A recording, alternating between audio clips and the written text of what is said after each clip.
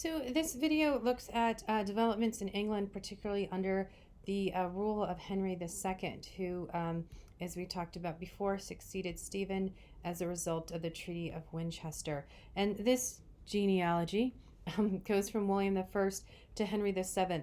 So other than the first three lines, which we would consider Normans, these are all the Plantagenets. So obviously a very long rule for this particular family, though as we'll see, there's some conflict between varying branches of it.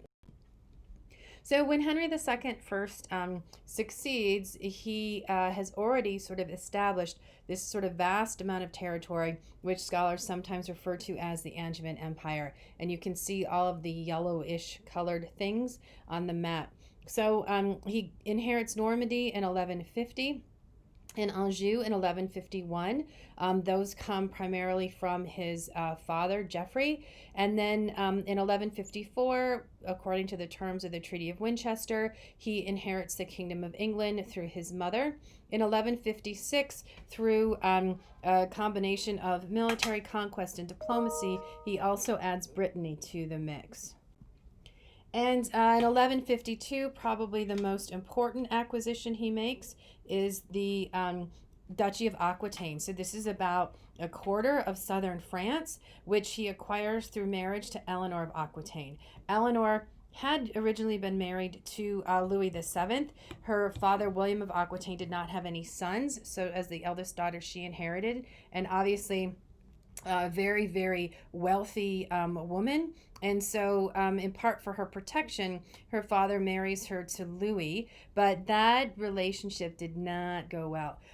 There was a lot of sort of animosity, and even though they tried for about 10 or 15 years, only 2 children were born from the union, and they were both girls. So eventually, they managed to convince the Pope to annul the marriage, which you can't get a divorce according to Catholic belief, but you can argue that a marriage was not legitimate. And so they annulled their marriage on the grounds of consanguinity, which is the argument that they were too closely related. They were second cousins, which they knew when they got married, and the Pope gave them a dispensation for it. But in any case, it became sort of an expedient move to sort of annul a marriage that neither of them wanted anymore.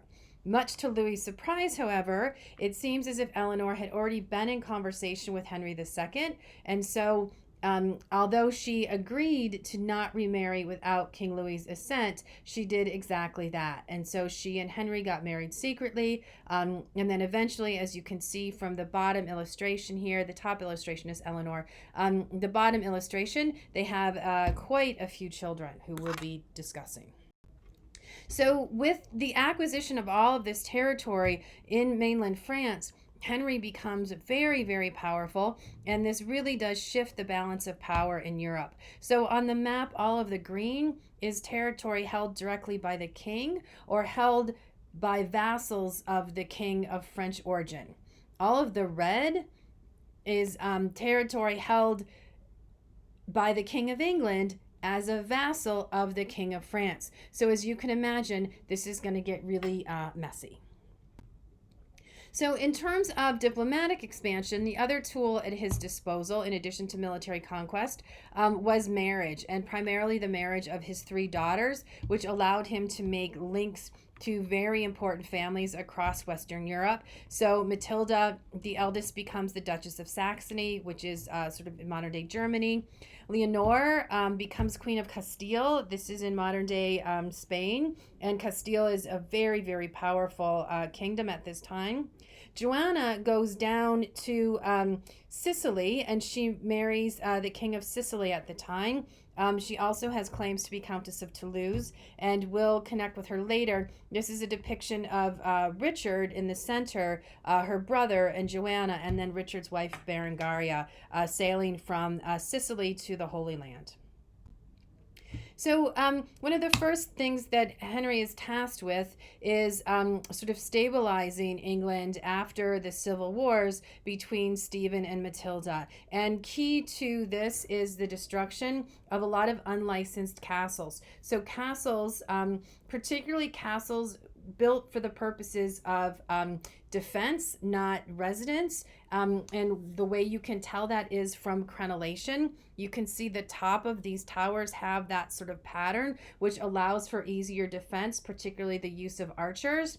So crenellation was sort of one of the things that marked a particular structure as a defensive fortification. And so in order to crenellate, you had to get express permission from the king. And during the Civil Wars, a number of individual nobles sort of built up castles like this one. And so what Henry had to do is destroy them or take them into his control.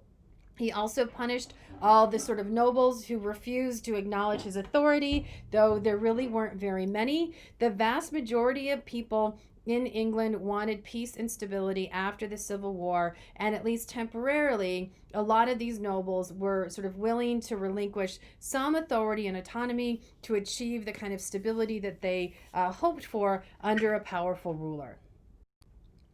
So Henry institutes a number of military reforms. None of this is seen as sort of a dramatic departure from the past. And in fact, he sort of positions himself as continuing the work of his grandfather, Henry I. So in terms of reform and streamlining the military, in 1166, he passes this charter, which is known as the Cartae Baronum, or the Charter of Barons. And what this does is it attempts to sort of regularize knight service. So really specifying how many knights every noble as his vassal has to produce yearly. And then in 1181, sometime later, this is followed up with the Assize of Arms. And what this does is it establishes a hierarchy of military service amongst the various vassals. So when I say knight, that's sort of an umbrella term they used. It's essentially sort of how many fighters does an individual have to produce. So at the highest a level of that hierarchy is sort of an armed knight on horseback, but then you have archers, then you have sort of foot soldiers, and depending on your income, not your property, and this is perhaps the most significant departure of the past, each vassal would owe so many knights. And in fact, what starts to happen too is even that sort of payment, instead of being payment in actual knights, becomes commuted to payment in the form of money. And so this is all happening against the backdrop of the commercial revolution, which we'll talk about later. And more starting to introduce credit and coin instead of sort of this exchange economy. He also is aware of the need to sort of fortify England, as well as some of his possessions on the continent. This is the Castle of Bamberg in the north. And you can see a structure like this reflects some pretty sophisticated architecture, but also a clear idea of the significance of a walled citadel sort of perched on defensive territory. It would have been very, very difficult for any army to sort of take control of this castle. And what castles allowed the kings of England to do is control large amounts of territory with a very small number of men. So the rumor is you would only need about 20 men to garrison a castle like this to sort of maintain control of the countryside. In terms of legal reforms, this is probably where Henry made his most significant sort of imprint in really laying the foundation for what's going to become English common law, but also the origins of this notion of sort of what will become parliamentary government. So involving others, nobles, but also sort of bureaucratic professionals in the government. So the Great Council is the term that applies to sort of the magnates or the leading nobles of England, and then the prelates or the most important ecclesiastical officers, so the bishops and the archbishops. And this wasn't like a specific sort of list of individuals. Its composition was fluid, but essentially you sort of recognized who were the most powerful nobles at the time, and they would come together as a royal tribunal or sort of a royal court for extraordinary occasions. So when a high-ranking noble committed a crime, then he would sort of be judged by this group of his peers. The small council was made up of sort of administrative officers, so people in Henry's household. So these would be clerics or these would be lawyers, not necessarily nobles, but these are people who are hired for their services. And so they then became the king's representative in terms of administering justice. So remember, we're still at this place where all justice stems from the king. So at the end of the day, the king had the right to make all judicial legal determinations, to rule on any case. But obviously, he can only be in one place at a time. So this gave him sort of that ability then to send out sort of delegates, representatives, to really expand the extent of his authority. But also, at the heart of this is not just stability and making sure that individuals didn't sort of resolve these differences through violent means, but the vast majority of the time, the determination would also result in a fine. That fine would be collected by the king. So the more efficient his legal system, the more order he has, but also the more revenue he's generating. In 1166, he passes the Assize of Clarendon, and this establishes what we know of as sort of the modern grand jury. So if someone accuses someone of a crime, before you sort of move forward with the process, you gather together 16 men from the local community, and then they would sort of assess the accusations and the evidence, and they would decide whether or not to proceed with sort of more of a formal trial. And obviously, we still have this system today. In particular instances, you would have designated men within a community who would serve on these juries, and then the sheriffs would sort of oversee the process as well. And in 1178, the Court of Common Pleas, so there were 5 individuals who were appointed by the king. This is sort of a permanent standing body so that anyone could come, and these were sort of smaller cases, property disputes, but anybody could come to the Court of Common Pleas and have their case heard by these representatives of the king. So in spite of all he's able to accomplish sort of administratively and militarily, Henry is subject to a number of challenges. The first really comes from the church and his relationship with ecclesiastical officials within his realm. So you always have this sort of tension throughout the Middle Ages, the secular authorities versus church authorities. Who ultimately has authority over whom. And the church will argue that they have supreme authority, but a lot of secular rulers would argue that that was not in fact the case. And so there's a lot of sort of conflict over the course of time between secular rulers and members of the church. Henry thinks that he kind of has the system beat because in Thomas Becket, who is one of his closest friends, but also a very, very accomplished member of the church. Becket is from a very modest family. His father is a merchant, but he has really impressive intellectual capabilities, and so he sort of rises through the ranks of the clergy. He eventually attracts Henry's notice when they're both sort of in their 20s, and they become very close as friends, as well as close in terms of their cooperation. And so Henry appoints Becket his chancellor, sort of one of the highest ranking members of his household. As his chancellor, Becket often will side with Henry in Henry's disputes with the church over matters of authority. And so even though Becket is a member of the church, his loyalties lie with Henry. Until 1162. In 1162, Henry thinks he has this brilliant idea.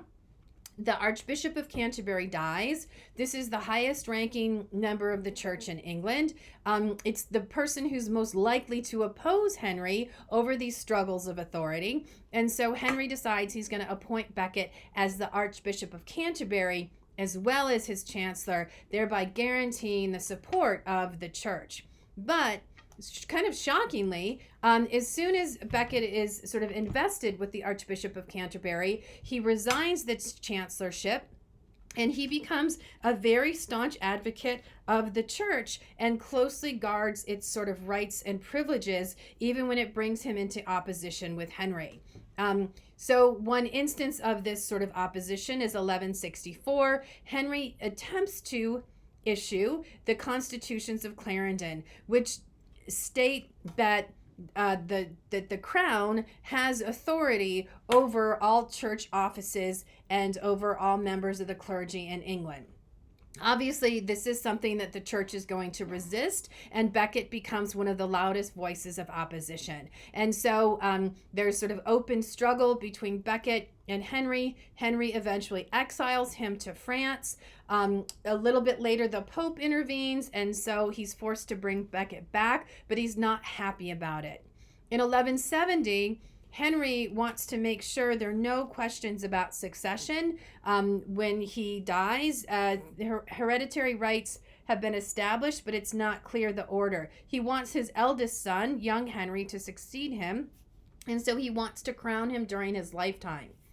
Becket refuses to do this because he's feuding with Henry, and as the Archbishop of Canterbury, it's his prerogative.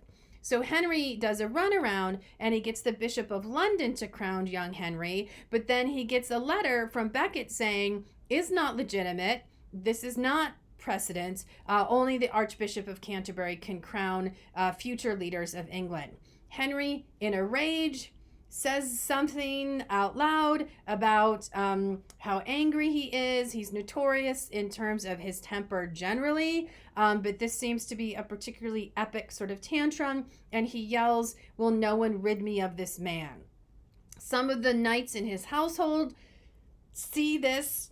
It's not really clear how this unfolds, but some of the knights in his household see this as sort of a directive.